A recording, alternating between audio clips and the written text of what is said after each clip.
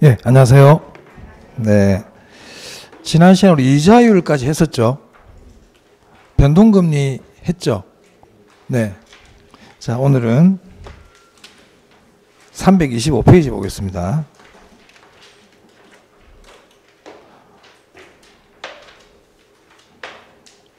네.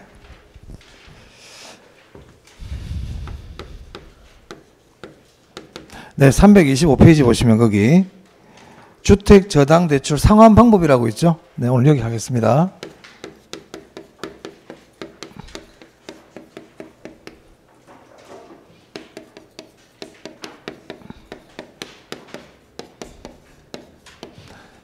네, 이 저당의 상환 방법은 중요합니다. 네, 중요한 부분이고 우리 시험에 그냥 매년 나온다고 보시면 되겠습니다.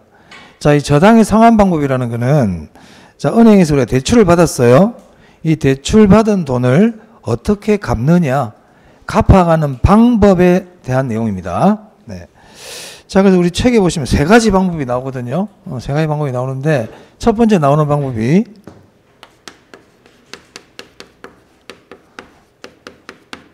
원금 균등 상환 방식, 두 번째가 원리금 균등 상환,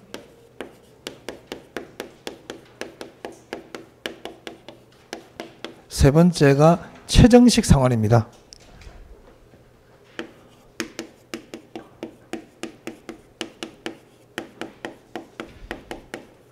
최정식 상환을 점정식 상환이라고도 그래요.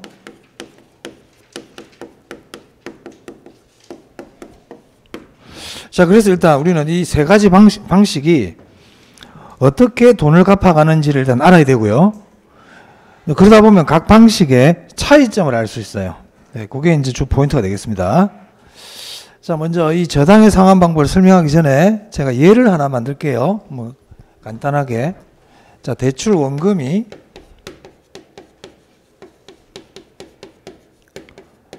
1억 원이고요. 대출 만기가 10년, 이자율이 10%, 이자율을 우리가 저당 수익률이라고도 그래요. 저당 수익률 그러면 이자율을 얘기합니다. 같은 말입니다. 자, 그리고 매년 연말에 1회 납부합니다. 1년에 한 번씩 돈을 갚는 거예요. 자, 돈을 갚을 때 우리 은행에서 대출을 받으면 이자만 내다가 만기에 원금 갚는 방법도 있고, 뭐 2, 3년 동안에는 이자만 내다가 3년째부터 원금이자 갚는 방식도 있고, 보통 거치형이라 그러죠. 아니면 처음부터 원리금을 같이 갚아가는 방식이 있거든요. 자, 이 문제는 처음부터 원리금을 갚아가는 방식이라고 보고 하겠습니다. 원리금 납부. 원리금 납부 방식. 그러니까 대출 처음부터 원금과 이자를 같이 갚아간다는 거예요.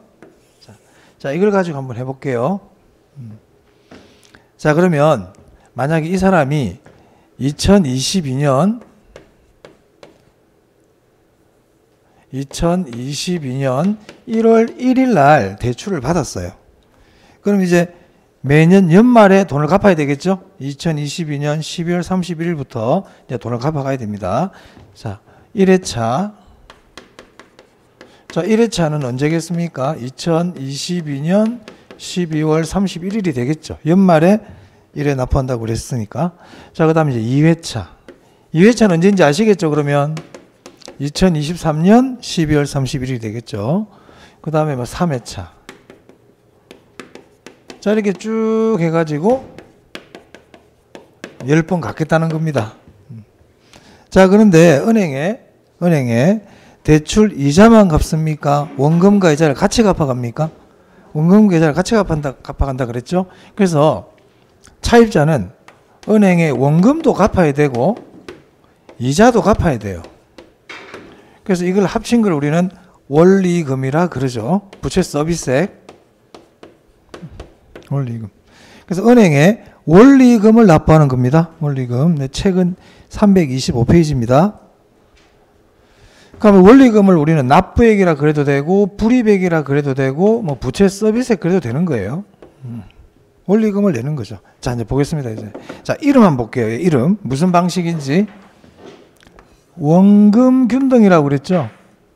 원금균등이라고 그랬어요. 원금균등. 그러면 원금이라는 건 대출 원금을 얘기하거든요. 자, 여기서 대출 원금이 얼마입니까? 1억 원이죠. 1억 원. 그러니까 1억 원을 균등이 뭐예요? 똑같이 나눈다. 그러면 대출 원금 1억 원을 이 사람 10년 동안 갚아야 되잖아요. 10년 동안 똑같이 나누면 얼마씩 갚아야 됩니까? 1,000만 원이죠. 그래서 원금을 나는 매년 1,000만 원씩 1,000만 원씩 1,000만 원씩 이렇게 쭉 갚겠다는 거죠. 그래서 대출 원금 1,000만 원을 일단 10번 해가지고 1억을 갚겠다는 겁니다. 그러면 원금만 갚습니까? 이자도 갚아야 됩니까? 이자도 갚아야죠. 이자도 내 안 되겠어요? 자, 여러분 이자 있죠? 자, 이자는요. 이자는 어떻게 구하냐면 대출 잔액에다가 이자율을 곱합니다. 자, 이거는 여러분들이 좀 기억을 해주는 게 좋겠습니다. 당연한 얘기죠. 우리 이자는 갚은 돈은 이자 안 내도 되잖아요. 그러니까 이자라는 건 결국 남아있는 돈에다가 이자율을 곱하면 되겠죠. 맞아요? 네네. 자, 그러면 요 1회차 이자 얼마일까요? 한번 얘기해 볼 수 있겠습니까? 1회차 이자.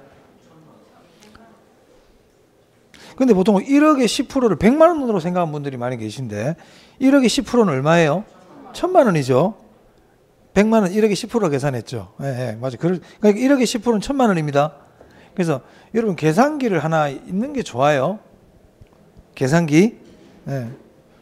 계산기 하나 꼭 장만하세요. 예? 언제까지 할래요? 시험식 있었날? 최대한 빨리 할 수 있겠습니까? 진짜? 진짜로? 아니 저 사람이 계산기 하나 가지고 왜 저리 자꾸 집요하게 물어보지 생각하실 수 있는데 안 하더라고요. 준비를. 대답은 다 이렇게 하는데 7월 달까지도 계산기 없는 사람 많아요. 내 핸드폰 꺼내고 계산기 누르라 그러면 핸드폰 꺼내가지고 막 계산하고 그래요. 계산기는 핸드폰은 우리가 시험장에서 못 씁니다. 핸드폰은 다 끄라고 그러기 때문에 핸드폰을 쓸 수 없어요. 그래서 계산기를 가지고 계산을 해야 되는데 또 계산기를 또 왜 뭐 장만을 안 했습니까? 그랬더니 계산 문제 안 할 건데요. 또 이래요. 뭐 그럴 수도 있겠지. 그럴 수도 있겠죠. 자기는 계산 문제를 안 할 거니까 계산기를 안 들고 뭐 계산기를 안 쓰겠다 이렇게 얘기하시는 분도 있는데 그러면 안 됩니다. 우리 그 공부하는 사람들이 제일 중요한 게 뭡니까? 네? 자세입니다. 자세. 뭐가 제일 중요하다고요? 네. 군인들도 자세가 중요하죠. 모든 건 자기에 맞는 자세가 필요해요. 수험생이 가장 필요한 건 수험생의 자세예요. 학생이 학교를 가는데 가방을 안 들고 간대요. 여러분 고등학생이 아침에 학교를 가고 있어? 가방이 없어 얘가. 오늘 그날 뭐 특별한 날도 아니야. 정상적인 날이에요. 여러분 보시기에 공부 잘하는 학생 같아요. 좀 그런 학생 같아요. 공부 잘할 리가 없어요 걔는. 그렇게 하면 이렇게 얘기합니다. 학교 사물함에 다 책 다 있어요. 그럼 집에서 책 하나도 안 본다는 얘기지? 공부 잘할 리가 없지 걔는. 학원 가서 공부 좀 하고. 그러니까 뭐든지 자세가 필요하다고. 수험생에게 중요한 건 수험생 자세거든요. 그럼 우리가 계산 문제가 시험에 나오는데 시험 치는 그날까지 계산기가 없어. 그러면 안 되겠죠. 그죠? 최대한 빨리 얼마 안 합니다. 10,000원 정도밖에 안 하니까 큰 거 사세요. 조금 많은 거 사가지고 숫자도 안 보이는 거 있잖아. 막 이런 거 막 똘콩 많은 거 들고 1 누르면 2도 같이 눌러주고 이런 거 사지 말고 응? 좀 큰 거 사, 큰 거. 그래 나중에 집에 있는 거 갖고 가도 돼요. 그리고 나중에 또 학교 하시면 사무실에서 본인서 써도 되잖아요. 버리는 게 아니니까. 계산기는. 그래서 이제 1억이면 동그라미가 몇 개입니까? 뭐 그런 것도 연습해보고 10%면 0.1을 곱한다는 것도 해봐야 되고 그죠? 해봐야 되는 거예요. 근데 그래 보지도 않고 시험장에 뭐 계산기를 그 전날만 하나 사가지고 들고 가. 그 사람 계산 문제 못 풀어요. 진짜 못 풀고 와. 못 푼단 말이야. 계산기 하나 빨리 장만하세요. 네. 자, 그래서 이자는 대출 잔액에다 이자를 곱합니다. 자, 그럼 1회차 한번 보겠습니다. 이 사람 지금 돈 빌려가지고 처음 왔어요. 처음 돈 갚으러 왔다고. 그럼 대출 잔액 얼마예요? 1억이죠. 1억. 이 사람 한 번도 갚은 적이 없잖아요. 그럼 잔액이 1억이죠.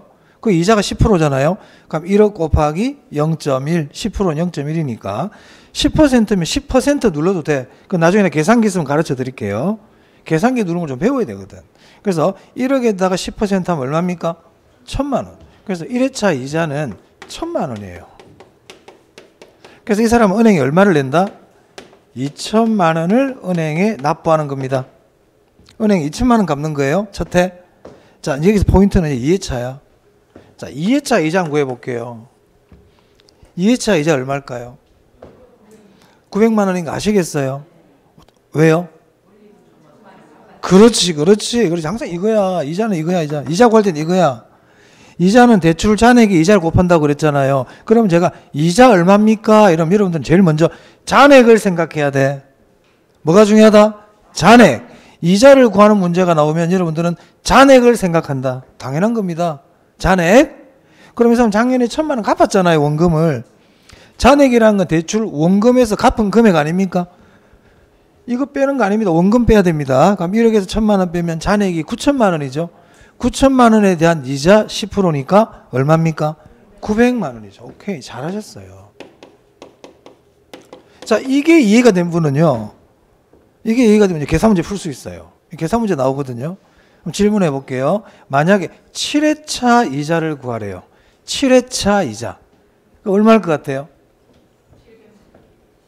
7회차라고 700 그렇게 단순한 문제가 아니죠. 잔액을 구하라고 그랬어요. 항상 잔액을 구하라고요. 그럼 7회차면 사람 지금까지 몇 번 갚았어요? 6번 갚았겠죠. 7회차니까 6번 갚았단 말이야. 그럼 6천만 원 갚았겠네. 얼마 남았어? 4천만 원 남았겠죠. 4천만 원 남았죠. 잔금이. 거기다 이자 10% 곱하니까 이자 얼마입니까? 400만. 7회차 이자 400만 원이에요. 암산도 하네 이제.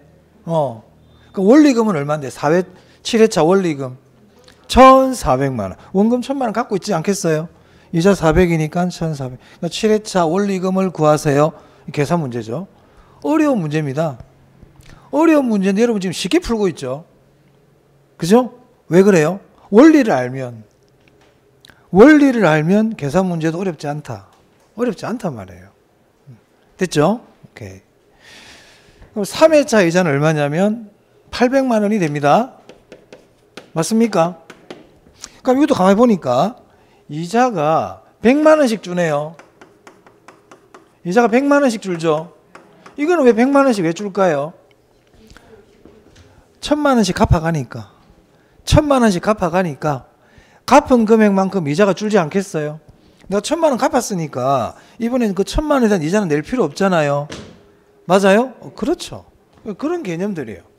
그러니까 이자를 구할 때 7회차 이자 구하세요. 그러면 한 번, 두 번, 세 번, 네 번 이렇게 구해도 돼. 좀 약간 원시적이지만 그렇게 풀어도 됩니다. 정 안 되면 이거 없으면 잇몸이라도 써야지. 그럼 이렇게 해갖고 7번째 띵띵띵 이렇게 하다 보면 또 찾을 수도 있어. 그렇게 해도 되고 아니면 아까처럼 제가 잔액에다가 이자를 곱하는 게 원칙이죠. 할 수 있겠어요? 자 그럼 보세요. 그럼 2회차 원리금은 얼마입니까? 2회차 원리금은 1,900만 원. 3회차 원리금은 1,800만 원. 원리금이 점점 어떻게 돼요? 줄어들고 있죠. 원리금이 줄어들고 있죠. 자, 원금 균등 상환 방식은 우리는 은행에 원리금을 갚습니다. 원리금을 갚는데 원리금은 원금과 이자로 이루어져 있어요. 맞아요? 자, 이자는 시간이 갈수록 당연히 줍니다. 이자가 줄어드는 거 맞나요? 왜냐하면 돈을 갚아가니까 이자가 당연히 줄겠죠. 자, 원금 균등이니까 원금 부분은 일정하다 이렇게 얘기할 수 있겠네. 1,000만 원씩 일정하잖아요. 자, 그럼 원리금은 어떻게 돼요? 줄어드는 거 이해되세요? 원리금은 감소해요. 이게 제일 중요해요. 원금 균등 상환에서 여러분이 꼭 기억할 내용입니다. 원리금이 점점 감소한다. 원리금이 점점 감소한다. 이 뜻이에요. 원금 균등은 처음에 많이 갚아요. 처음에 많이 갚고 시간이 갈수록 갚는 금액이 작아진다. 이게 원금 균등이야. 오케이? 여러분 기억에 좀 남게 하기 위해서 여러분 신용카드 쓰시죠? 신용카드를 가지고 내가 100만 원짜리 물건을 샀어요. 10개월 할부로. 그럼 결제 금액이 점점점 어떻게 돼요? 무이자 아니야. 이자 있다 생각하고. 결제금이 매달 늘어나요? 그대로예요? 줄어들어요? 줄어들지. 그게 원금 균등이야. 그게 원금 균등이라고. 우리가 카드 100만 원짜리 물건 사고 카드 10개월 끊잖아요.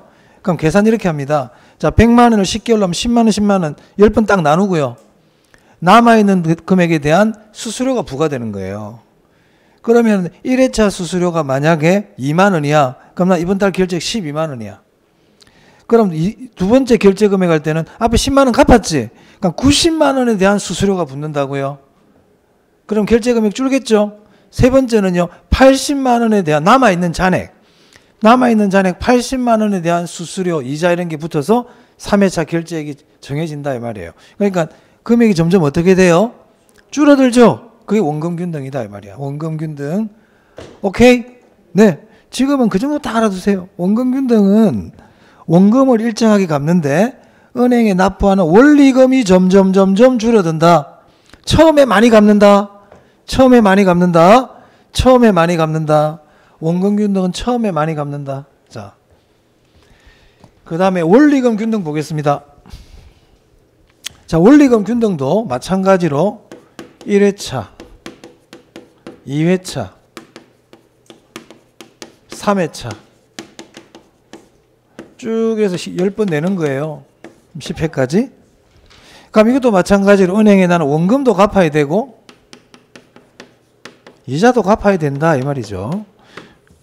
그래서 원금과 이자를 합친 걸 우리는 원리금이라고 부릅니다. 자, 그런데 얘는 상환 방식이 무슨 상환이냐면 원리금 균등이에요. 쟤는 원금 균등이었죠. 얘는요 원리금 균등이라고요. 그러니까 무슨 말일까? 이거는 원리금을 똑같이 내라 이 말이잖아요. 아까 원금 균등은 원금이 똑같았고 원리금 균등은 뭐라고요? 원리금이 똑같다. 원리금이 일정하다 이 말입니다. 지금 빨리 머릿속에 넣어. 원금 균등은 뭐라고요? 원금이 일정하다. 원리금 균등은요? 원리금이 일정하다고요. 그럼 원리금이라는 게 이거 아닙니까? 그러니까 이 금액이 똑같다고요.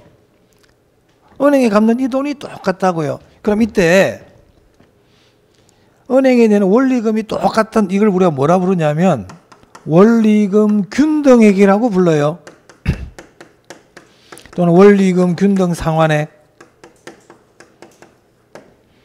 이 원리금 균등 상환액은 어떻게 구하냐면 대출 원금에다가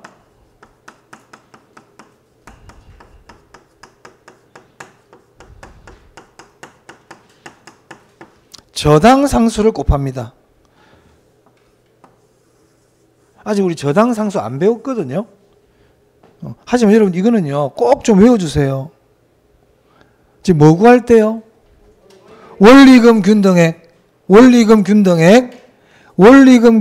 구할 때는 대출 원금에다가 뭘 곱한다? 이걸 꼭 좀 기억해 주세요. 원리금 균등액 구할 때는 대출 원금에다가 저당 상수 곱합니다. 중요하다. 이런 거는 지금부터 이런 글자들은 기억을 하고 있어야 돼요. 조심할 게 뭐냐면요. 원금 균등 상환이잖아. 원금 균등 상환하고 이 저당 상수하고는 아무런 상관이 없어요. 만약에 시험 문제를 푸는데 원금 균등 상환 방식 이 말이 딱 나왔죠. 원금 균등 상환인데 그 지문 안에 그 문장 안에 저당 상수라는 애가 있잖아요. 그럼 X예요. 더 이상 읽을 이유가 없어. 그냥 X야. 원금 균등 상환인데 그 안에 저당 상수란 글자가 나오지. X. 제주도 얘기하는데 백두산 나오는 거 똑같다. 제주도에 백두산 없지. 제주도에는 쭉 해놓고 뒤에 백두산 얘기가 나와. X죠, 그 말. 그래서 저당상수는 원리금 균등에서 나오는 겁니다. 이 둘은 딱 한 세트야. 원리금 균등, 저당상수야. 원금 균등, 저당상수는 아무 상관없어. 분명히 말씀드렸다. 기억해 주세요. 자, 그러면 이 저당상수를 알아야 원리금 균등액을 구할 수 있어요. 그래서 제가 여기 자료를 하나 주겠습니다. 저당상수.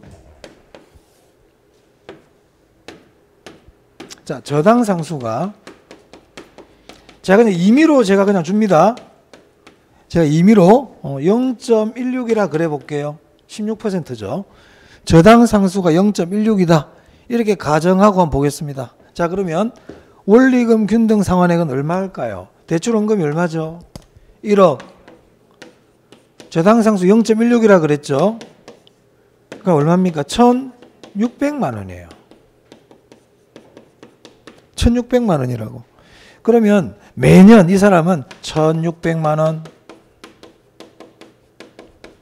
1,600만 원, 1,600만 원 이런 식으로 10번 갚아가겠다는 겁니다.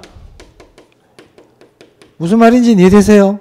그렇죠. 이게 원리금 균등이에요. 자, 그럼 질문. 1회차 이자 얼마일까요? 1회차 이자. 응? 이자는 어떻게 구한다고? 이자는 어떻게 구한다고? 그럼 제가 뭐라고 그랬어요? 대출 잔액 곱하기 이자율이라고 그랬잖아. 그럼 우리는 빨리 뭘 찾아야 된다? 내가 아까 얘기 뭐라고 그랬어요? 잔액 찾아라 그랬잖아요. 뭘 찾는다? 잔액 얼만데? 근데 600만 원이 왜 나와? 생각 없이 얘기하는 거지. 생각 없이 얘기한단 말이에요. 제가 이 질문을 하면 있잖아요. 답하는 건 좋아요. 근데 아무런 자기 기분대로 얘기를 해버려요. 근거가 있어야 되는데. 여러분 앞으로 공부를 할 때는 내가 어떤 답변을 하죠. 틀려도 됩니다. 틀릴 수는 있어요. 그런데 아무런 근거도 없이 막 얘기하는 건 하면 안 된다. 틀리는 건 좋아. 참 틀릴 수 있어. 틀린 근거가 있어야 되겠지. 그 사람이 그렇게 틀린 답을 말한 근거가 있어야 돼요. 그럼 제가 어떤 뭐 600만 원 그랬단 말이야. 그럼 왜 600만 원인가 물어봤더니 이유도 설명을 못해. 그냥 600만 원이요. 그거 진짜 심각한 거야. 근거를 잘못돼가지고 틀릴 수 있어요. 그건 근거 바꿔주면 돼요, 내가. 근거를 바꾼 그 사람 옳은 말 하겠죠, 다음부터는. 근데 근거도 없고 아무런 이유도 없이 그냥 600만 원 같아요. 그건 안 된다, 이 말이야. 왜냐? 그런 공부 방법이 습관화돼 버리잖아요. 그러면 계속 그렇게 공부해요. 아무런 생각 없이 그냥 시험장 가면 습관적으로 말이 툭툭 틀린다, 막 튀어나와. 생각을 하고 얘기해야 돼. 그럼 자, 봐봐요. 제가 이자가 얼마입니까? 물어봤잖아요. 그럼 이자는 어떻게 구하지가 출발 아니야? 이자는 어떻게 구해야 되지? 이게 출발 아닙니까? 모든 문제를 풀려면. 응? 사과가 떨어졌어. 쟤 왜 떨어졌지? 이게 출발 아니야 지금? 쟤 왜 떨어졌지? 바람이 부나? 누가 새총을 쐈나? 그래야 원인을 찾을 거 아니에요. 그럼 이자 금액이 얼마입니까? 이자가 얼마입니까? 그러면 이자 어떻게 구하지가 생각이 나야지. 그죠? 그럼 이자 어떻게 구하는지가 기억이 안 나는데요. 그러면 문제가 나왔잖아요. 외워야지. 그래야 자기 문제점을 찾을 수 있잖아요. 나는 이자 구할 때마다 틀려. 왜 틀렸는지 물어봤더니 이자 구하는 식을 몰라. 그럼 식을 외워야지. 맞아요? 그럼 이자 어떻게 구한다고? 잔액에다가 이자를 곱하죠. 그럼 이제 뭘 찾아야 돼, 우리는? 그렇지, 잔액. 그게 우리가 사고를 확장해 가는 방법 아닙니까? 문제 해결 방법이잖아요. 그죠? 자, 어떤 문장을 읽었는데 무슨 말인지 모르겠어. 민법 책을 읽었는데 무슨 말인지 모르겠다고요. 그럼 어떻게 해야 돼요? 모르는 단어를 동그라미를 쳐야죠. 이 말이 무슨 말인지 모르겠다. 그럼 어떻게 해야 돼? 이 글자의 뜻을 찾아가야지. 이 글자의 뜻을 찾아야 되겠죠? 그 글자의 뜻을 다 찾아내야 돼요. 찾아내고도 읽었는데 모르겠어요. 그러면 질문하면 돼요. 질문하면 된다고. 뜻을 찾았는데 뜻이 없어, 책에. 그럼 쌤한테 질문하면 돼요. 그렇게 해서 하나를 해결을 해야 돼요. 근데 그렇게 하지 않고 그냥 본인 마음대로 결론 내려버려. 본인 마음대로. 그럼 그분은 계속 틀립니다, 그 문제를. 그러니까 시간이 있을 때 우리 공부할 시간이 있잖아요. 그러니까 한 문제를 보더라도 정확한 방식으로 정확한 경로를 통해서 공부하는 습관을 해라. 무슨 말 알겠습니까? 쉽게 가려고 그러면 안 돼요. 그렇게 답을 구한 게 내게 됩니다. 특히 우리 개로는 그런 과정 필요해. 그런 과정. 단순 암기 과목이 아니란 말이야. 자, 그러면 잔액이 얼마죠? 잔액이 얼마예요? 1억이잖아요. 그럼 첫 해 이자가 얼마입니까? 1,000만 원이죠. 우리 수험생들 중에 보면요. 제가 1회차 1,000만 원이었잖아. 얘는 아니겠지. 이렇게 문제 푸는 사람도 있다. 그런 생각하면 안 된다. 그게 주먹구구식 풀인 거야. 쟤도 1,000만 원, 설마 이것도 1,000만 원이겠나? 그런 생각하면 안 돼. 1회차 이자 어때요? 똑같죠? 왜? 잔액이 똑같으니까. 잔액이 똑같으니까 1회차 이자는 당연히 똑같지. 자, 그러면 원금 균등 상환과 원리금 균등 상환의 1회차 이자액은 동일하다. 맞습니까? 그렇죠. 얼마든지 시험 낼 수 있어요. 얼마든지 낼 수 있다고. 잔액이 똑같단 말이야. 자, 그러면 1회차 원금은 얼마일까요? 예? 600만 원이 이유를 대봐봐 그러면. 600만 원인 근거. 어떻게 600만 원이야? 그렇죠. 여기서 이걸 빼니까 그렇죠. 잘하셨어요. 오케이. 잘했습니다. 자, 그 다음에 이제 2회차 이자 한번 볼까요? 2회차 이자 한번 구해보자. 이자 구하려면 뭘 구해야 된다? 잔액. 이자 구하면 잔액을 해야 돼. 선생님 잔액을 못 찾겠는데요. 그거는 괜찮아요. 그거는 내가 가르쳐 드릴 수 있다고요. 중요한 거는 이자 구할 때는 잔액이 필요하다. 이거는 여러분이 생각하고 있어야 돼. 그럼 잔액을 못 구하는 사람도 있겠지. 자기 실력이 안 되니까. 그거는 괜찮다니까. 잔액을 못 구하는 건 괜찮아. 그건 배우면 돼. 하지만 이자를 구할 때는 잔액이 필요하다는 걸 모르면 그건 안 된단 말이야. 그건 안 되는 거야. 그럼 잔액이 얼마인지 한번 생각해 보세요. 9,400인가 아시겠어요? 자, 1억 빌려가지고 작년에 600만 원 갚았죠. 그 잔액이 지금 9,400만 원이에요. 그럼 이자는 여기에다가 10% 곱하면 되잖아요. 그럼 이자 얼마입니까? 940만 원이네요. 오케이. 2회차 이자가 940입니다. 자, 그러면 2회차 원금은 얼마일까요? 660만 원. 여기서 이거 빼도 되죠? 그럼 660만 원 됩니다. 자, 여기 중요합니다. 잘 들으세요, 이제. 잘 들으세요. 일단 원리금 균등은 이 원금과 이자 합친 게 똑같아요. 똑같죠? 자, 그럼 여기 아까 이자 봐봐요. 이자가 작년보다 얼마 줄었어요? 60만 원 줄었죠? 맞아요? 이것도 왜 60만 원 왜 줄었을까요? 작년에 얼마 갚았어? 600만 원에 대한 이자가 얼마예요? 60만 원. 600에 대한 10%니까 그 60만 원 준 거잖아요. 이렇게 해도 된다고요. 작년에 600만 원 갚았구나. 그 이자 60만 원 줄겠네. 그래서 940 해도 되고요. 원래 원칙은 잔액에다 이자를 곱하는 거야. 잔액에다가. 어찌됐든 940만 원이다. 그런데 이거 두 개 합친 게 일정하니까 660만 원 됐죠. 또 이렇게 생각해도 되겠네. 이거 두 개 합친 게 똑같으니까 여기서 이자가 60만 원 줄었다면 원금 부분은 60만 원이 늘어나야 여기서 늘어나고 줄어드는 게 같으면 변하지 않겠어요? 맞아요? 여기서 60이 늘었고 밑에서 60이 줄었으니까 두 개 합친 게 일정하잖아요. 맞아요? 자, 그러면 중요합니다. 이제 원리금 균등 상환도 은행에 원리금을 갚는 거야. 원리금은 원금과 이자로 이루어져 있다. 이자는 시간이 갈수록 당연히 줄어듭니다. 원리금 균등이니까 원리금 일정하죠? 맞아요? 자, 원금에 해당하는 부분은 점점 어떻게 돼요? 증가한다. 이게 중요합니다. 원리금 균등에서는요, 원금에 해당하는 부분이 점점 증가한다. 이 부분이 중요하다고요. 원리금 균등에서는요, 원금에 해당하는 부분이 시간이 갈수록 점점 증가한다. 이게 중요하다고요. 제가 중요한 거 지금 제일 중요한 거 딱 먼저 말씀드렸어요. 자, 정리합니다. 다시. 첫 번째 배운 게 뭐예요? 원금균등 상환이죠. 여러분 우리 생각을 해보자. 원금균등 상환에서 원금에 대한 걸 물어볼까요? 안 물어보죠. 무슨 바보도 아니고 원금균등인데 원금에 대해서 왜 물어보겠어요? 원금균등 상환이면 그럼 뭘 물어볼까요? 원리금을 묻겠지.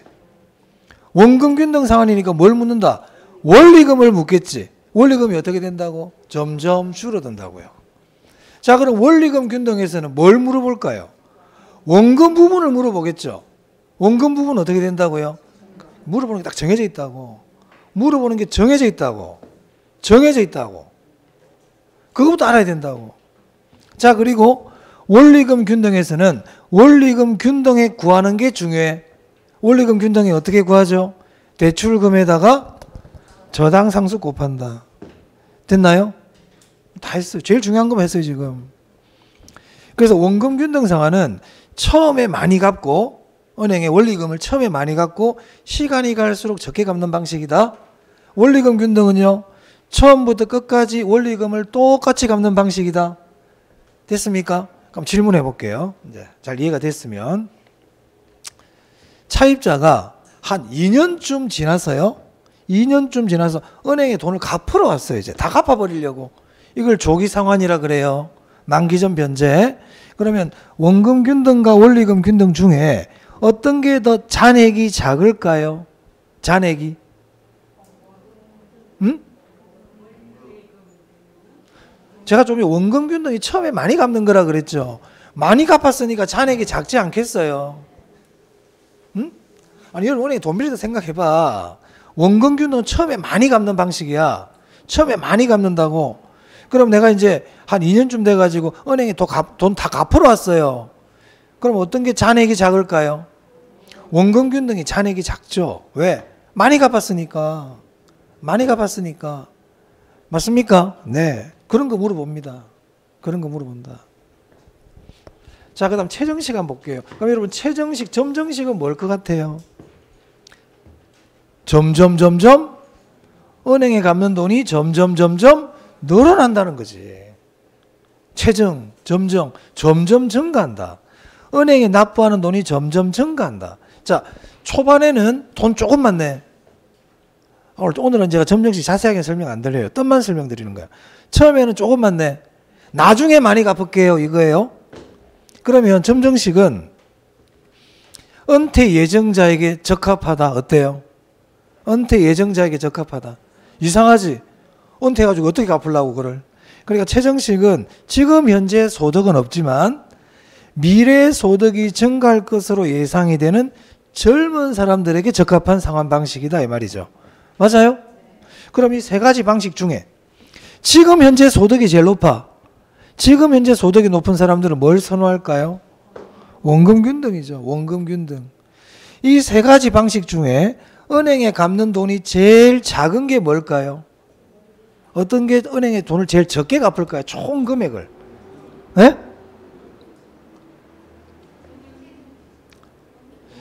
10년 동안, 자, 만기까지 갔다 그래 보자고요. 끝까지 갔어요. 끝까지. 이 세 가지 방식 중에 어떤 게 돈을 제일 적게 갚을까요? 은행에.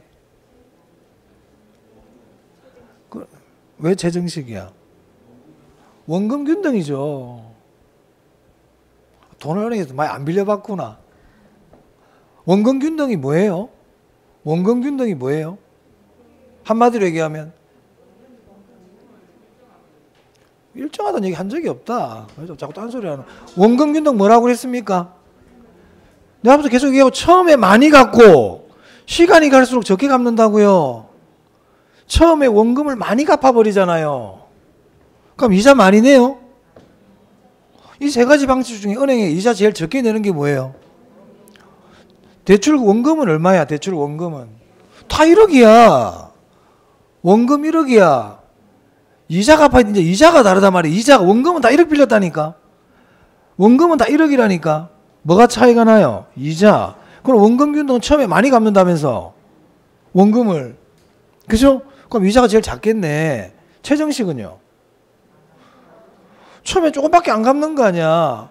그럼 이자도 작아? 그런 게 어디 있어. 돈을 왜 적게 갚는데 어떻게 이자가 작을 수 있어요. 그러니까 최정식은 처음에 조금만 갚으니까 이자가 많겠죠. 기간 동안 이자가 많이 늘어나지 않겠어요. 그럼 세 가지 방식 중에 은행에 내는 돈이 가장 작은 게 뭐예요? 총납부액. 원금균등. 총납부액이 제일 많은 건 뭐겠어요? 그래요. 당연한 거 아닙니까? 응? 당연한 거 아닙니까? 자, 은행에 돈 받을 게 있는데 지금 안 받고 나중에 받겠대. 그럼 깎아줘요? 더 받을 거 아니에요? 이자가 늘어나는데. 나중에 많이 받겠다는데 당연히 이자가 많겠지. 그죠?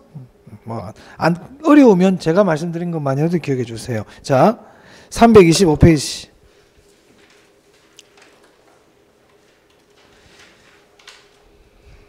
자, 원금 균등 상환입니다. 그게 동그라미 2번이에요. 동그라미 2번 별표. 자, 여기 파란색으로 돼 있죠. 원금은 불변. 원금 불변 맞나요? 원금 균등이니까. 이자는 감소. 그게 뭐라고 돼 있어요? 원리금 감소라고 돼 있죠.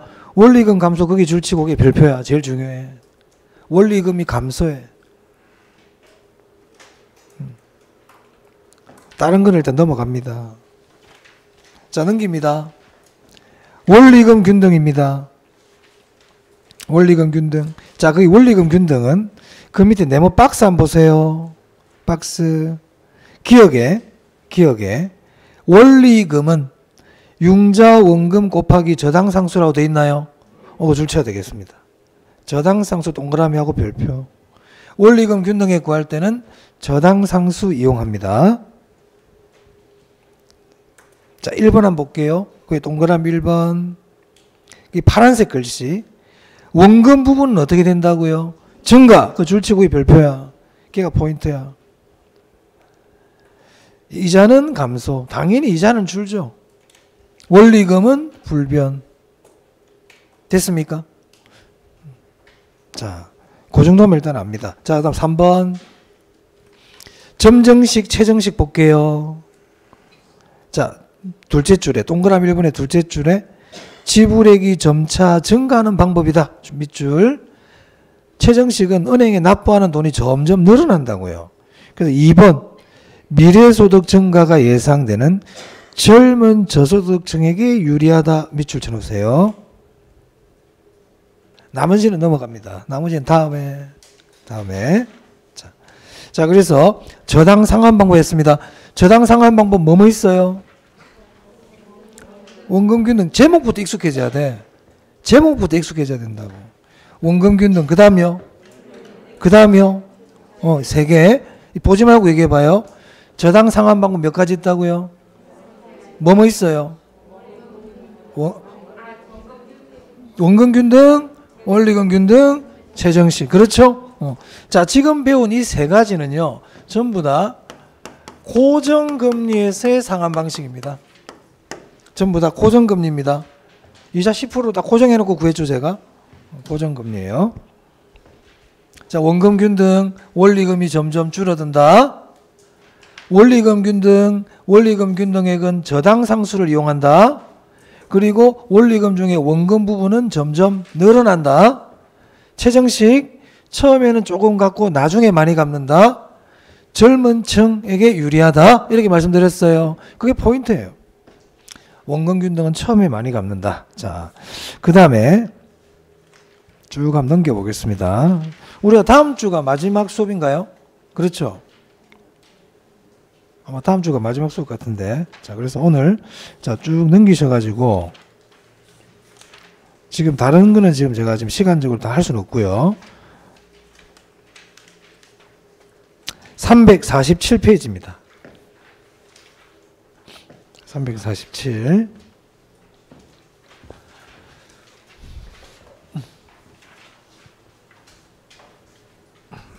프로젝트 파이낸싱이요?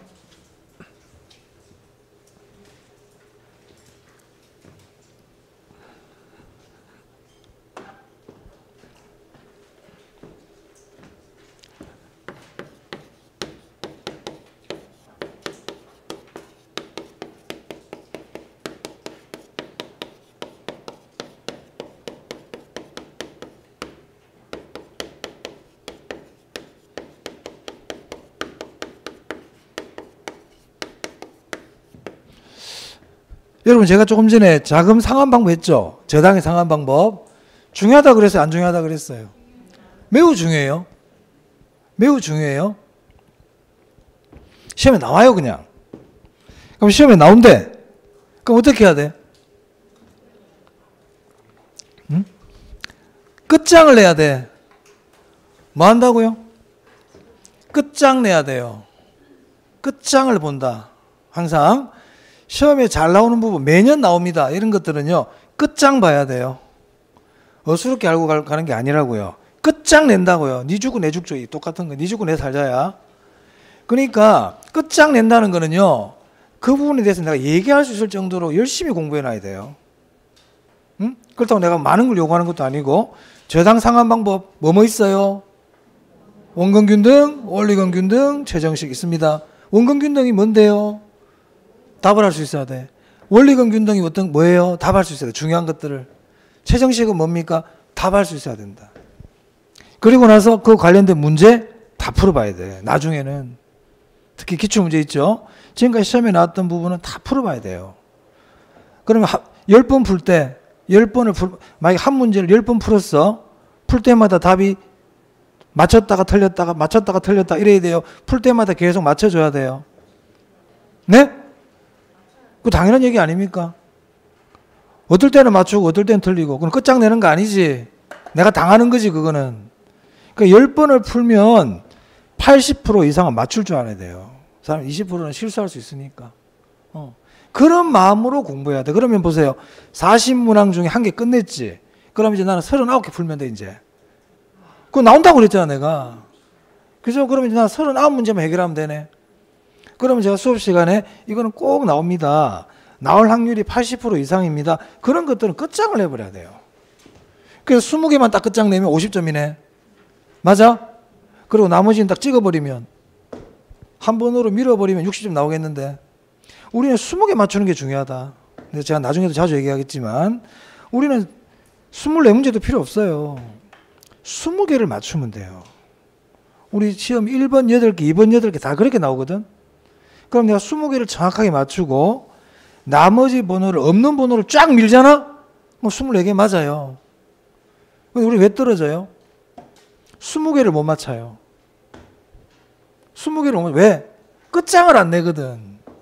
대충 다 그렇게 조금씩 이렇게 보고 간단 말이야. 끝장 내는 게 없어. 우리 그 금도 고수들 있죠. 금도 고수들이든지 어떤 우리가 그 사람들은 화려한 기술을 하지 않죠. 찌르기 한 방으로 보내버리잖아요. 딱 보고 있다. 일격필살. 하수들은 앞에서 아비요 까불고 하다가 딱 한 방에 죽어버리잖아. 그냥 응? 앞에서 별짓 막 앞차기 돌려차기 막 혼자 막 생쇼를 하다가 한 방에 그냥 가버리잖아요. 그러니까 한 군데를 뭐든지 딱 끝장을 내야 된다. 일격필살을 끝장내면 그 사람 일격필살의 고수인 거야. 여기 뭐 미용학원 있대. 이 건물에. 카팅의 전문가, 카팅 끝장내. 그럼 그 사람 카팅의 전문가지. 맞아요? 카팅 끝장내고, 파마 끝장내고, 염색 끝장내고, 파트가 있지 않겠어요? 좀 미용 잘 모르지만. 그럼 그 사람이 전부 다 하나씩 끝장내다 보면 나중에 뭐가 됩니까? 전문가가 되겠죠. 그럼 우리 시험도 40문항이 나오는 파트가 있잖아요. 저당의 상환 방법 끝장내고 항상 끝장낸다는 마음으로 공부를 해야 돼. 대충 보지 뭐 이건 안 돼. 그런 마음을 갖는 순간 합격은 멀어진다. 아시겠죠? 끝장을 본다. 자, 프로젝트 파이낸싱은 한 2, 3년 주기로 한 번씩 나와요. 얘도 지금 나올 때가 됐어요. 그럼 여기 파이낸싱이라는 게 뭐냐면 금융입니다. 그러니까 파이낸싱이 자금 조달이야. 제가 금융도 자금 조달이라 그랬죠. 그죠? 자, 그럼 우린 지금부터 이 수업을 들을 때 어디에 주안점을 둬야 되느냐? 프로젝트 금융은 어떤 자금 조달 방식이지? 이걸 알아야 돼요. 일단 이 프로젝트 금융은 기업의 자금 조달 방식들하고 차이점이 있거든요. 그 차이점을 일단 알아야 돼. 차이점. 그리고 어떤 특징이 있는지. 이게 포인트예요. 자, 미리 말씀드립니다. 그 신경 써서 들으라고. 자, 주식회사 장원이 있다 그래 보겠습니다. 주식회사 장원. 이 주식회사 장원이 이번에 부산에 대규모 신항만을 건설하려고 그래요. 자, 그러면 돈도 많이 들고 기간도 많이 걸리겠죠. 그죠? 이걸 우리가 이제 대규모 장기 공사인데 이걸 우리가 프로젝트라고 보통 부릅니다. 자, 그런데 이 장원이 이 프로젝트 대규모 공사를 하다가 공사가 잘못돼 버리지? 그럼 돈이 지금 많이 투자됐단 말이에요. 그럼 이 공사가 잘못돼 버리면 어떻게 되겠어요? 이 회사는 망할 수 있죠. 뭐 극단적으로 엄청나게 부실화될 수 있단 말이야. 자, 그래서 이 주식회사 장원은 자기가 직접 안 해.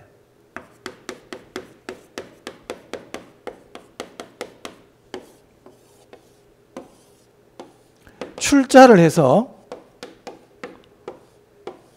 새끼 회사를 하나 만듭니다. 자회사. 프로젝트 법인을 만들어요. 그러니까 이 프로젝트를 수행하기 위한 회사를 하나 만들어요. 자, 이때 이 장원을 모기업이라고도 그러고요. 사업주라고도 그러고요. 스폰서라고도 그래요. 프로젝트 법인을 우리가 자회사 이렇게 부를 수도 있습니다. 여기까지 이해되세요? 자, 그럼 이제 프로젝트는 누가 하느냐? 얘가 하는 거예요. 프로젝트 법인이 프로젝트를 진행한다. 그럼 이 프로젝트 진행에 가장 중요한 게 자금이죠. 자금 조달이에요. 자금 조달을 누가 한다는 겁니까? 이 프로젝트 법인이 하는 거예요. 자금 조달을. 어떻게 자금을 조달하냐면 빌려요. 뭐 채권 발행도 하고 빌립니다. 그럼 빌리면 이 프로젝트 금융은 지분금융일까요? 부채금융일까요? 응? 지분금융, 부채금융 했잖아 우리. 부채금융이 뭐예요? 빌리는 거. 부채금융 빌리는 거. 지분금융은 내 거 파는 거. 내 거 파는 거. 빌렸잖아. 차입이 빌리는 거잖아요. 그럼 프로젝트 금융은 일단 무슨 금융일까? 기억해야지. 부채금융이야. 우리 지난 시간에 지분금융, 부채금융 안 했습니까? 했잖아요. 근데 왜 답을 못하노? 빌린다고 얘가 다 해줬는데. 됐어요? 자, 그 다음. 이 주식회사 장원이라는 모기업 사업주하고 이 자회사는 프로젝트 법인은 내부적으로는 관련이 있을까요? 없을까요? 내부적으로는. 관련 있지. 지 회사야. 지가 돈 내가 회사 잘 만들었다니까. 하지만 법적으로는 다르단 말이에요. 다른 회사라고요. 오케이? 법적으로 절연 관계야. 관련이 없어. 법적으로는. 자, 봅니다. 자, 그럼 이제 이 프로젝트 법인이 은행에 가서 돈을 빌린다 그래 볼게요. 은행 가서 돈을 빌려요. 그럼 은행은요, 이 뒤에 이 사람 주식회사 장원이 있는 거 알까요? 모를까요? 당연히 알아요. 은행이 바보입니까? 당연히 출자자 보면 바로 나오는데, 서류 조금만 떼보면 나오는데, 알죠? 알아요. 실제로 이 사업도 누가 하는 거예요? 제가 하는 거예요. 제가 하는 거라고요. 위험하니까 하나 중간에 하나 끼운 거야 지금. 응? 아시겠죠? 바지 사장 그런 거란 말이야. 자, 그러면 은행은 이 뒤에 있는 거 알아. 자, 그런데 은행은 이 주식회사 장원에게 물적 담보 좀 제공해 주세요. 제가 나중에 필기할 거니까 지금 들으시면 됩니다. 물적 담보를 요구할 수 있을까요? 못해요. 왜? 이 사람 뭐라는 줄 아세요? 야, 내가 빌리는 건데 왜 내보고 담보를 달라고 그러냐? 얘가 빌리는데 왜 나보고 그래? 이렇게 얘기하겠지. 법적으로 절연이라고 그랬잖아 내가. 맞아요. 자, 그 다음에 이 프로젝트가 진행이 되다가 프로젝트가 망했어. 그러면 은행은 이 사업주에게 가서 돈 갚아주세요. 당신 자식이 지금 사고 쳤어요. 돈 갚아주세요. 그럴 수 있나요? 할 수 없죠. 오케이? 지금도 그런 거 이제 볼 거란 말이야. 별개라고요. 자, 그럼 조금 전에 은행이 물적 담보를 요구할 수 없다고 그랬죠. 그죠? 그럼 은행은 뭘 보고 이렇게 돈을 줄까요? 이 큰 돈, 엄청난 돈이거든. 그게 포인트야. 그렇지. 저기 신앙만이라는 사업성을 보고 자금을 주는 겁니다. 뭘 보고 주는 거다? 수익성, 사업성을 보고 자금을 주는 거야. 이게 프로젝트 금융이 다른 기업 금융과의 차이점이에요. 이해되셨어요? 자, 그럼 제가 지금 정리 좀 하겠습니다. 자, 프로젝트 금융은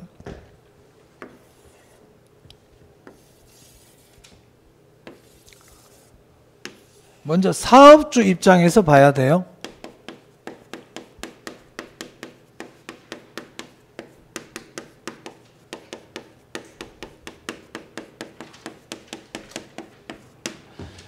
그래서 이 프로젝트 금융은요, 아까 제가 설명드린 것처럼 프로젝트 금융은 프로젝트의 미래 수익성, 미래 현금 흐름을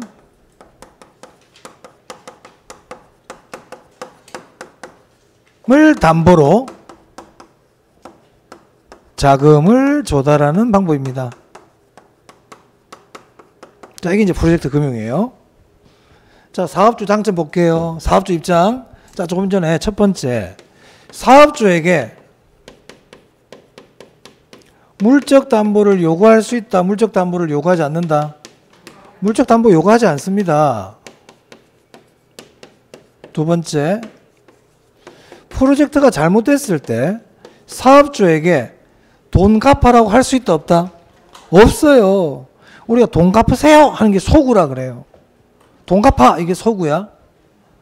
근데 돈을 갚아라 소리를 못해. 그걸 비소구라 그래요. 소구금융 그러면 안 돼요. 소구금융 그러면 안 돼요. 소구금융 그러면 안 돼요. 비소구금융이에요. 세 번째, 자, 지금 은행에서 돈을 빌렸죠. 그러면 이 빌린 돈은 저 모기업, 주식회사 장원의 장부에 부채로 나타날까요? 안 나타날까요? 안 나타나지, 당연히. 당연히 안 나타나지.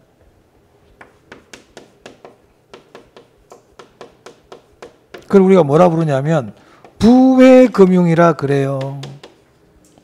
장부에 나타나지 않는다. 누구의 장부에 나타나지 않는다? 사업주의 장부에 나타나지 않습니다. 자, 그럼 봐봐요. 자, 주식회사 장원은 원래 하는 일이 있거든. 이 회사가 원래 본업이 있다고. 본업이. 자, 그래서 이 회사가요, 은행에 자기 본업 때문에 대출 받으러 갔어요. 이것 때문에 대출 받으러 간 게 아니고 원래 일 때문에 대출 받으러 갔어. 그럼 은행은 장부 갖고 오라 그럴까 안 그럴까?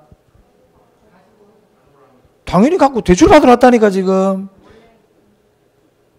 그죠? 장부 갖고 오라 그러겠죠? 자, 그럼 장부를 들고 갔어요. 근데 장부에 만약에 이 지금 프로젝트에 대한 부채가 그 장부에 있어. 만약에. 그럼 은행은 대출을 해주려고 그럴까 안 해주려고 그럴까? 이 많은 빚인데 뭐또 대출 받으러 왔어요. 그러지 않겠어요? 근데 장부에 있다 없다? 없단 말이야. 없단 말이야. 그 말은 이 장원이 돈을 빌릴 수 있는 능력이 더 높아지고 더 많이 빌릴 수 있다는 뜻 아닙니까? 실제로 대출 받은 돈 얘들이 쓰는 거 아니에요 지금. 원래부터. 그지? 이렇게 표현한다고. 이거를 사업주의 채무 수용 능력이 높아진다 이렇게 표현합니다. 돈을 더 빌릴 수 있다 이 말이에요. 장부에 안 나타나니까. 됐어요? 자, 여기 보세요. 주의할 거 전부 누구 입장이에요? 여기 잘 바꾼다. 여기 금융기관의 채무 수용 능력이 높아진다 이렇게 잘 내요. 채무 수용 능력 누가 높아진다고요? 사업주. 전부 사업주 입장이야. 다 사업주 입장이야. 그러면은 프로젝트 법인한테는 돈 갚아라 할 수 있나요? 할 수 있죠. 얘한테도 돈 갚아라 소리 못하면 은행들 뭐야 그러면. 그럼 얘들 장부에는 나타날까요? 다 나타나겠지. 지금 누구 입장하는 거야? 사업주. 그러면 만약에 프로젝트 법인 이 프로젝트와 관련된 자산, 프로젝트와 관련된 자산은 물적 담보를 요구할 수 있을까요? 할 수 있죠. 누구에게 요구 못한다는 거예요? 사업주에게 못한다는 겁니다. 사업주에게 못하는 거야. 사업주. 자, 그 다음 이 프로젝트 금융에서 밤잠을 못 자는 사람이 있을 수 있죠. 누굴 것 같아요? 은행. 엄청난 돈을 줬는데 아무런 담보도 없고 그냥 수익성만 보고 있어. 잠을 못 자겠지. 그죠? 그럼 은행은 어떻게 해야 될까요? 안전장치를 만들어 놔야 돼, 안 만들어 놔야 돼? 만들어 놔야지. 그래서 우리 프로젝트 금융에서는 은행 입장의 안전장치 잘 물어봅니다. 그래서 프로젝트 금융 나오면 사업주 입장과 금융기관 입장으로 둘로 딱 나눠서 봐야 돼. 금융기관 입장을 하나만 설명드립니다.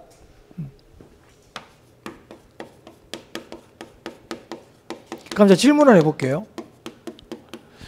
은행들은 이자 많이 받을까 적게 받을까? 많이 받아야지. 은행이 위험한데, 그죠? 당연한 거예요. 그래서 은행들은 왜 이런 걸 하냐면 이 프로젝트가 성공만 하면 큰 수익을 낼 수 있어요. 그래서 큰 위험을 부담하면서 큰 수익을 원한다 이 말이죠. 은행도 저당 투자자를 안 그랬습니까? 위험이 큰 대신에 수익도 많이 요구하는 거예요. 여러분 우리 쿠팡, 쿠팡, G마켓, 인터넷 쇼핑 많이 하시잖아요. 그럼 인터넷에서 내가 물건을 샀어. 여러분 걱정하는 거 없어요? 안 올까봐. 그렇지. 뭐 2, 3만 원짜리는 에이씨 오든지 말든지 뭐 1억 원어치 샀어 오늘 내가. 인터넷에 물건 1억 원어치 샀다고. 1억 원어치 살 수 있어요 없어요? 있지. 100만 원짜리 100개 사면 1억이다. 그죠? 내가 어디 선물해 주려고 100만 원짜리 100개를 주문했다고요. 1억이죠. 그럼 올지 안 올지 그럼 걱정 좀 돼 안 돼? 되지. 되죠. 근데 우리는 왜 1억을 결제하고 있을까요? 이유가 있죠. 자, 우리가 인터넷 쇼핑몰에서 돈을 결제를 하죠. 그럼 이 돈은 바로 판매자에게 안 갑니다. 안 갑니다. 어디 한 군데 가가지고 거기 있다가 확인되고 보내줍니다. 그래야 안 되겠어요. 그럼 모르고 지금까지 샀지.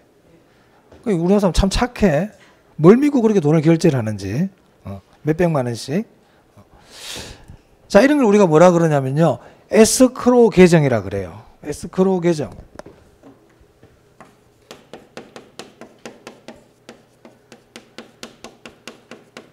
이런 안전장치가 있단 말이에요. 이 에스크로우 계정이 뭐냐면 자금 결제 위탁 계정을 얘기합니다. 은행은요 먹튀를 겁을 낸단 말이에요. 먹튀. 자 봐봐. 자 대출을 해줬는데 이 돈을 여기다 돈을 넣어준다든지 여기다 바로 넣어준다든지 아니면 시공사들도 있거든. 공사는 시공사. 이 시공사들에게 돈을 바로 안 넣어줘요. 돈 받고 안 할 수도 있잖아. 맞아요? 그래서 별도 계좌에다 돈을 넣어줍니다. 그럼 그 계좌에서 공사 진행도에 맞춰서 공사비를 주는 거예요. 그래 공사가 다 끝났지? 그럼 이제 얘들에게 이익 주는 거예요. 무슨 말 알겠습니까? 그럼 시험 이렇게 낼 수 있다. 프로젝트 금융의 자금은 시행사와 시공사 자체 계좌를 통해 관리한다. 자체 계좌 그러면 안 된단 말이야. 자체 계좌 아니라고요. 맡긴다고요. 여러분 아파트 건설 현장 가면 뭐라고 돼 있어? 시행사. 시행사 주식회사 해피. 시공사. 근데 시공사는 좀 들어본 애들이야. 시공사, 뭐 현대산업개발. 옆에 뭐가 있냐면 자금관리라고 있어. 한국토지신탁 뭐 이런 게 있다고요. 그럼 여러분들이 분양대금을 내지. 그럼 그 돈은 시행사나 아까 주식회사 해피 뭐 현대산업개발 일로 돈이 안 들어가. 누구한테 간다? 한국토지신탁. 걔들이 에스크로 역할을 한단 말이에요. 걔들이 자금을 갖고 있다가 자 공사비 현대산업개발 공사했지. 그럼 공사 실적에 맞춰서 공사비를 줘요. 그럼 공사 다 끝났죠. 완벽하게 다 끝났어. 그럼 공사비 다 주고 그럼 남는 이익 있지. 그럼 이제 시행사한테 준다 이 말이에요. 자, 여기서 공사비가 먼저 집행된다, 시행사 이익이 먼저 집행된다. 그거 당연한 거야. 그 시험에 많이 물어봐. 그래서 이 에스크로 계정에서 자금을 집행할 때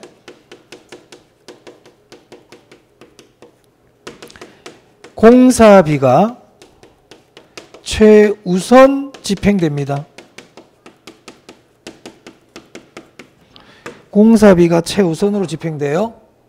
시행사 이익이 먼저 집행된다 그러면 안 돼. 당연하지. 이익부터 챙기가면 어떡해. 공사비를 먼저 줘야지. 됐어요? 요 내용이 중요해요. 그리고 프로젝트 금융은 미래 수익성을 담보로 해서 자금을 조달하는 겁니다. 자, 또 하나만 더 할게요. 자, 이 프로젝트 법인 있죠. 이 프로젝트 법인은 이름은 얘 이름 빌려서 일을 하는 거예요. 얘 이름을 빌려서 하는 거라고요. 그럼 실제로 일은 얘들이 다 하는 겁니다. 그지? 그럼 이런 회사에다가 직원 막 몇십 명씩 뽑고 4대 보험 가입해주고 퇴직금 쌓고 이럴 필요 있겠어요? 하는 게 없는데 얘들은. 그럼 이런 애들은 이름만 있는 회사라고요. 우리가 이름만 있는 회사를 뭐라 부르냐면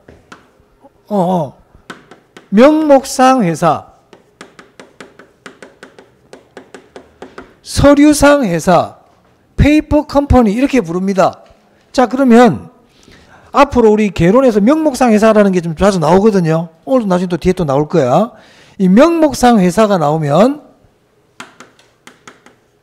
법인세 감면 혜택 있다. 이렇게 기억해 두시기 바랍니다. 법인세 감면 혜택 있다. 됐어요? 자, 제가 한번 봅시다. 중요한 거 줄만 좀 칠게요. 347. 자, 거기 의 봅니다. 의. 프로젝트 파이낸싱이란 줄 치고요. 사업주의 신용이나 물적 담보로 대출을 받는 것이 아니라 줄 치세요. 사업주의 신용도 안 보고요. 사업주의 물적 담보도 필요 없어요. 자, 그 뒤가 중요하다. 파란색 글자. 사업성, 미래 현금 흐름을 담보로 자금을 조달. 주셨습니까? 그 부분 일단 포인트예요. 자, 그 다음 특징 볼게요. 특징. 동그라미 1번입니다. 차입의 주체 밑줄. 차입의 주체 밑줄. 돈 빌리는 사람이죠. 자, 차입의 주체는 사업주가 아니고 뭐라고 돼 있어요? 프로젝트 회사예요. 프로젝트 회사. 넘깁니다.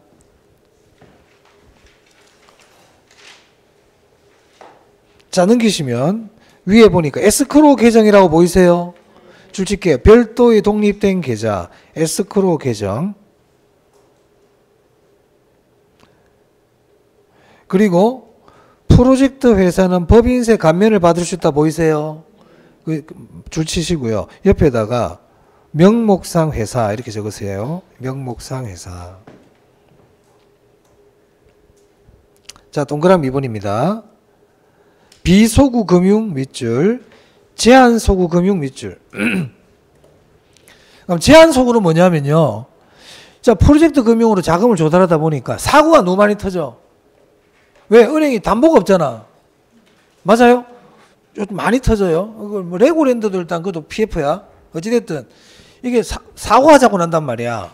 그래서 이제 요새는 사업주에게 보증을 세우는 경우도 있어요. 제한 소구라 그래요. 하지만 소구 금융 그러면 안 돼. 소구 금융은 안 된다고 그랬다. 비소구 제한적 소구는 괜찮은데 소구 금융 그러면 안 돼요. 그 비소구 제한 소구 줄 치시고요. 자, 3번 봅니다. 동그라미 3번. 사업주 밑줄. 사업주 밑줄. 부채로 계상되지 않는다. 이걸 뭐라고 그랬어 제가? 부외금융이라 그랬죠. 자, 그 뒤에 사업주의 채무수용 능력 정대 보이세요? 보이세요? 그 줄 치고요. 사업주 동그라미하고 별표해야 돼요. 거기를 사업주를 안 그러고요. 금융기관, 대출자 이렇게 잘 내요. 자, 됐고요. 나머지는 넘어가셔도 되겠습니다. 나머지는 1, 2월 달에 제가 또 설명드릴게요. 제가 지금 말씀드린 거 있죠? 가난 필기를 하는 게 사실 좋아요. 원래는 딱 적어 놓으면 좋죠.